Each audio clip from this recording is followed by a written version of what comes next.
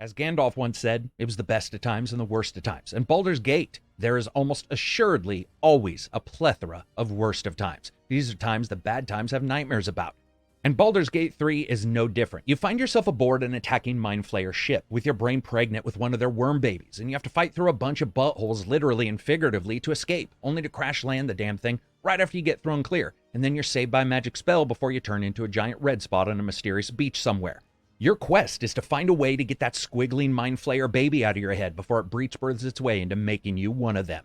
Worst of times.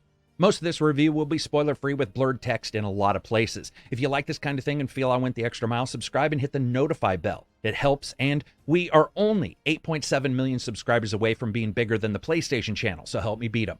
And thanks to this video's sponsors, you.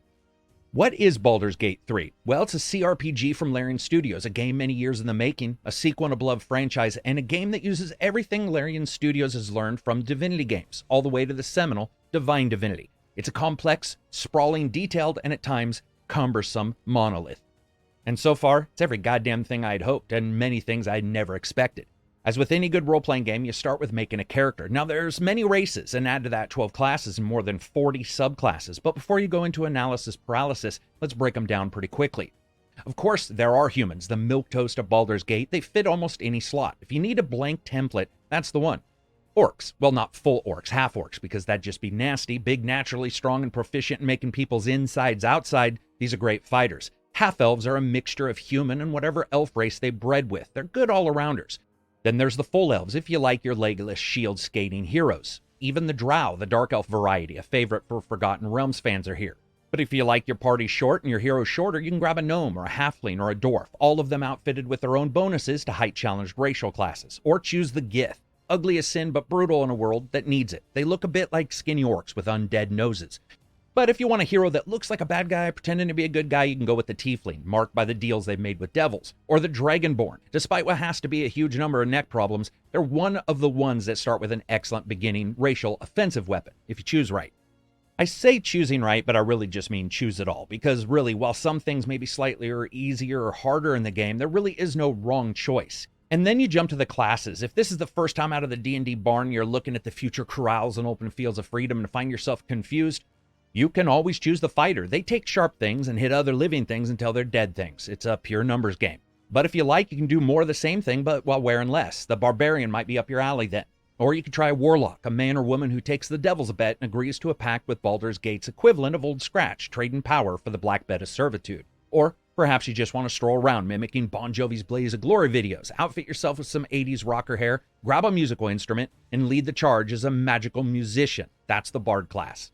Or clerics and paladins. If you wonder what the difference is, one's a holy man with spells divine from their god, and the other's a preacher who heals with the healing power of hefty weapons and a personal belief in their own oaths. Or maybe you want to cast some spells, pick the sorcerer, a bit closer to the magic without all the study, sort of a conduit to natural magic ability without the need for spellbooks. If you like Gandalf's ability to just make up spells on the fly, this is for you.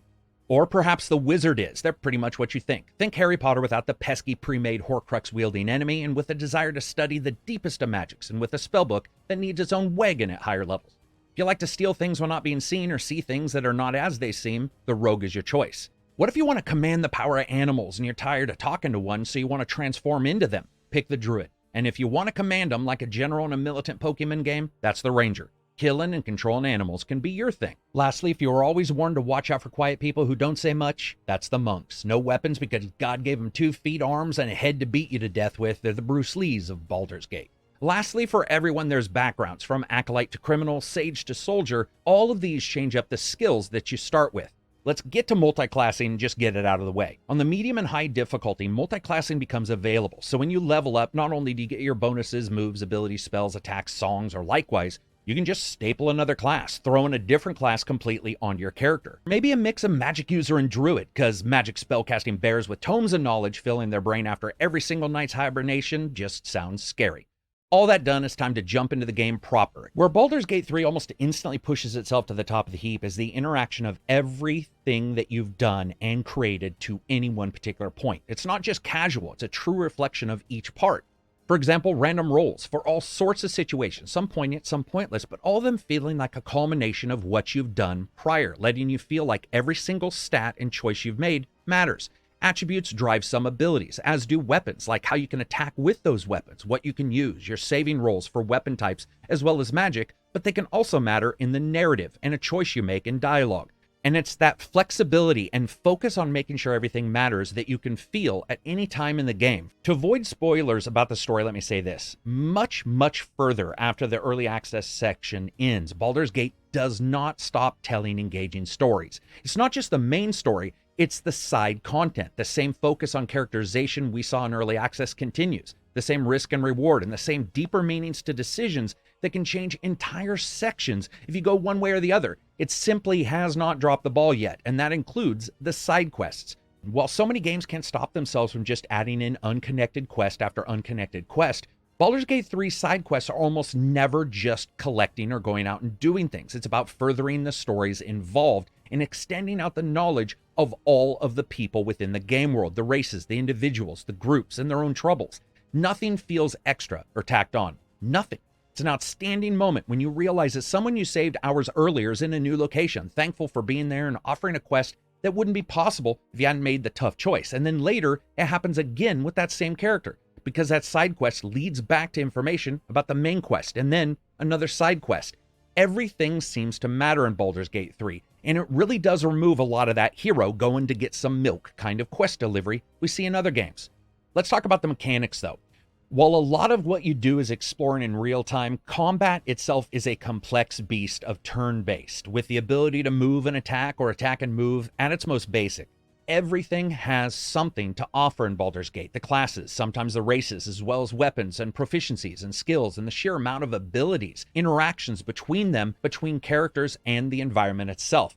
There's a ton of unique things that you can do. And this is a testament to 5e and its D&D system, but it's also a testament to their ability to put it within a game. Every battle begins with a surprise or lack of it and initiative rolls. And then you're deep into the battle system with the entire top of the screen sometimes covered in tiles of enemies and friends coming together to shake maces at one another and see who can treat the other like a piñata the quickest.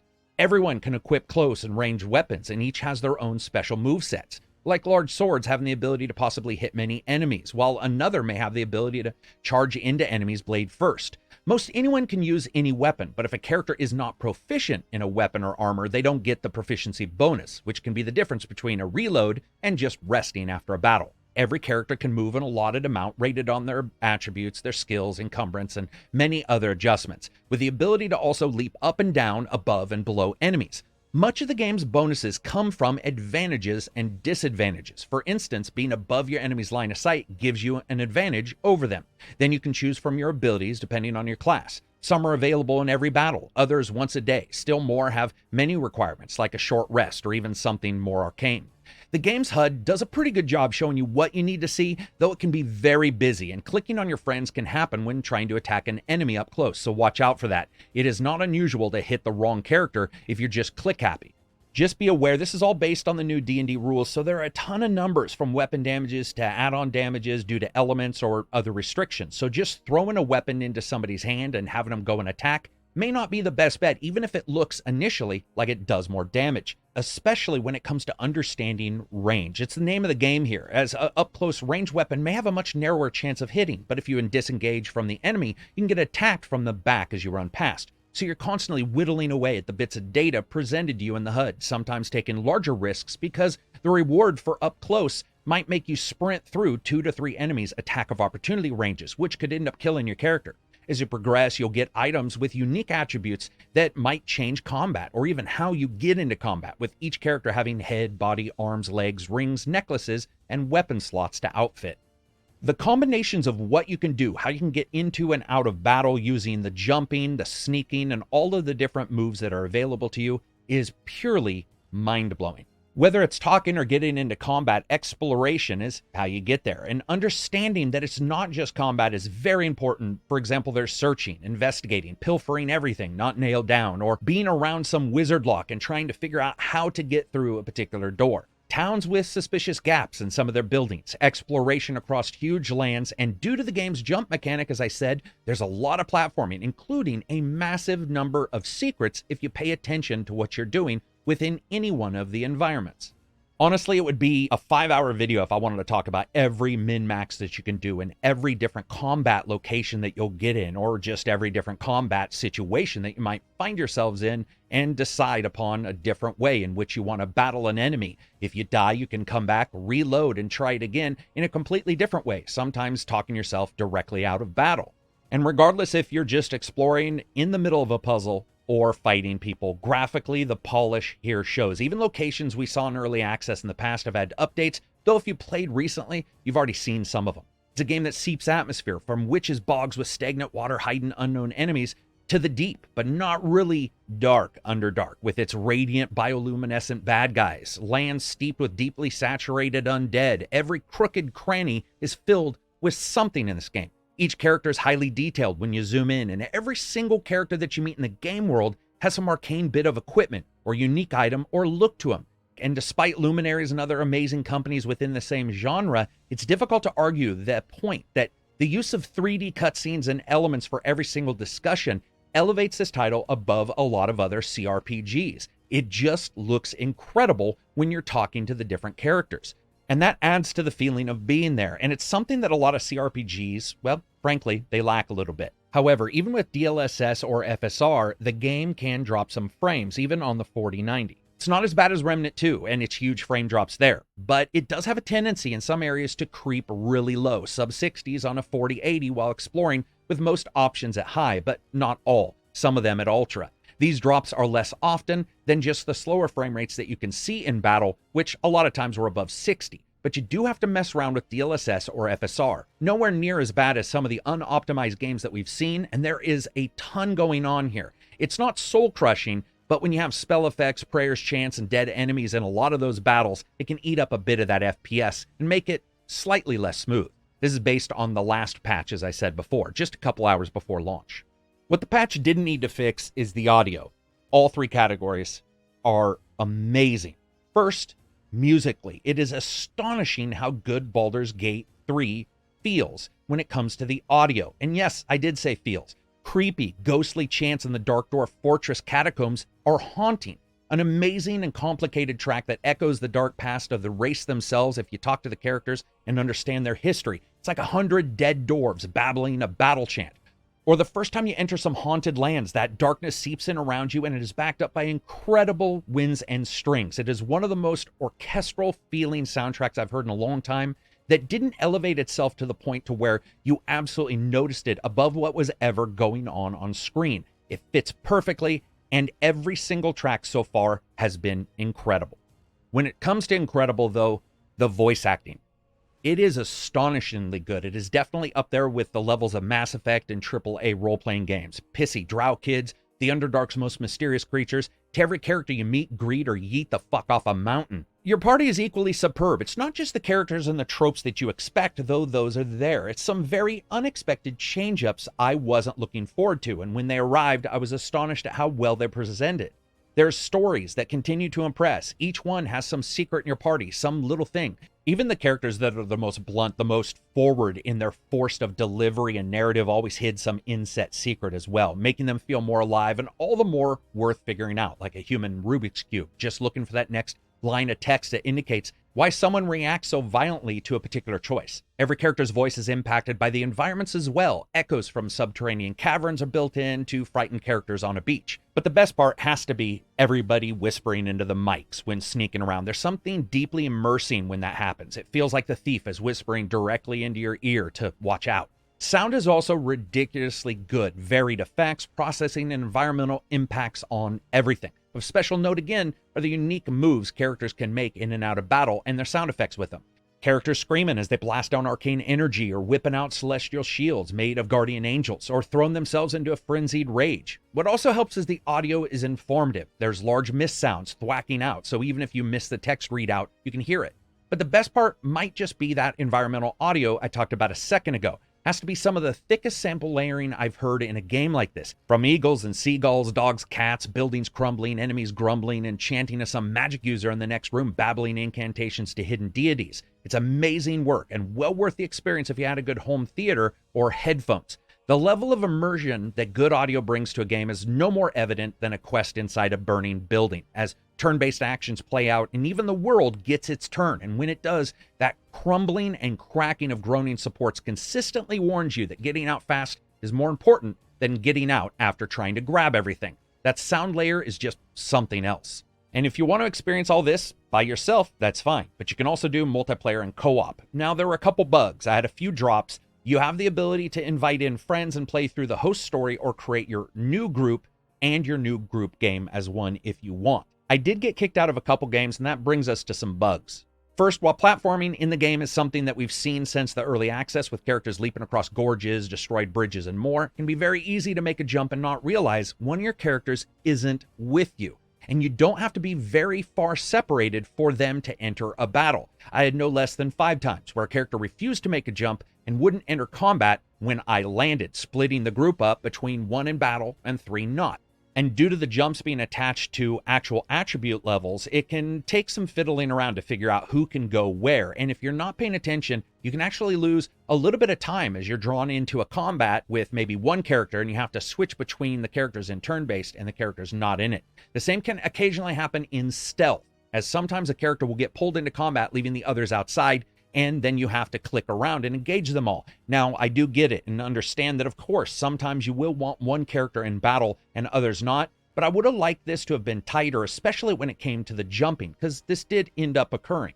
The developers have also asked that we cover the game based on the actual mouse and keyboard. You can play with the controller, but your review should be based on the mouse and keyboard because the controller has a couple issues. I played a great deal with both, and I have to say I really did enjoy the controller gameplay, but it is missing a couple things. For example, I couldn't figure out a way to go into stealth with the entire group, like the mouse and keyboard where it's just one button, meaning that I had to switch to each character and toggle them over to that. But because of the way the skills are done on radials and the ability to actually customize those radials, I actually really like the controller gameplay. It was very fun. I do have to say that the journal itself can be a mess for questing, and this is something that comes up not often, but enough times that I have to mention it. There were some times where it updated fine with all the data and the quest was updated, but there was simply nowhere to go. This happened 3 or 4 times where the overall gist of the quest line was to go do stuff, but stuff had been done. In fact, stuff was already so done, I had a hard time finding out new places to even go and do more stuff. Baldur's Gate is a massive title, complexity on top of complexity, from battle to combat to story to interpersonal relationships, and it's a lot to track. You could say it's a good problem to have, but being stymied by having no real idea where to go from a particular point can remind a player of any pen and paper game that they played. The inevitable time where a DM gave the players a hint and they missed it, never to be uttered again. And everyone camps and then reads books, reads every item's description, goes back, talks to people, looks at the dialogue options and the logs to try to see what they've missed, only to find out that for some reason, a very, very small spot on the map holds an unmarked secret you needed. Small bits of frustration, but something that as I'm working through this game, I definitely noticed and wanted to mention. Now, when it comes to the fun factor, where the role-playing and role-playing interacts directly, together rewards the gamer for actually paying attention versus just throwing your points into strength and moving on, or a particular skill and just buying it because you think it'll give you a cheaper price somewhere. Lying, cheating, being boldly honest, or discussing ancient dwarven architecture with a dark dwarf in the calm of an underground fortress starts to matter, because the information many times can be used elsewhere if you succeed on the roll. But regardless of all of that, and regardless of success, Baldur's Gate is a friggin' blast. And that's a lot, especially for a review that's actually still occurring. The game is massive. We've got some time with it, but only a couple days. I did spend 20 hours in one day playing it. So far, Baldur's Gate, it's just one of the titles. It feels like it comes along once in a generation, and in the entire time I've played, there hasn't been one large misstep. In many ways, it feels more like a D&D session, but with some more strict rules than it is a video game channeling the latest pen and paper rules. And this is a testament to the developers' understanding that experimentation is the juice. It's the juice in pen and paper, and it should be the juice in a lot of video games, but it doesn't always get there. Secret platforms to get to hidden locations or secrets, they're there. Switching sides in an instant to better your own, turning on those sworn to protect you, they're there as well. Figuring out the many spell combinations, like dousing fires to have your paladin sprint through them to get up and close to an enemy, or knocking someone down, stealing all their stuff, and waiting around for them to wake up and wander around trying to figure out how to take you out. Unlike so many games, the attempts that you make, they just don't feel scripted. They feel like experimentation, where you can realize that, hey, you know what? I bet no one's tried this. Many games pat themselves on the back for enemies' special weaknesses or some particular shortcut, but usually you can figure it out because the door to get somewhere is locked. Baldur's Gate may have that same exact door, but it's open, resisting the desire to rest on its laurels and making you think, oh, I guess this place is explored. And then one of your party says, interesting. And you find yourself nodding along with them thinking, yes, that is. So far, I would say this is a buy. Hope you guys liked the review. If you did, give it a thumbs up. I'd love for you to share it, talk about it. This is my review in progress. I'm having a blast. The game hasn't let me down yet. Peace out. Check out the Patreon. Oh, and further reviews from games coming soon.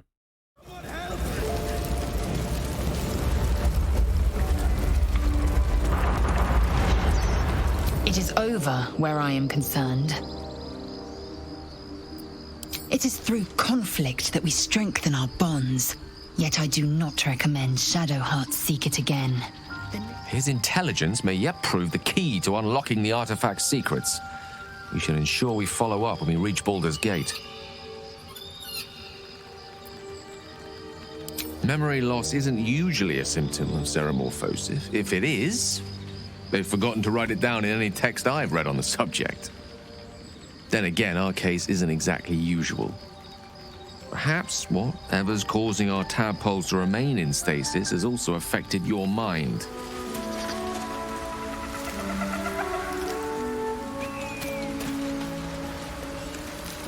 I'll give it a shot. I can be subtle sometimes.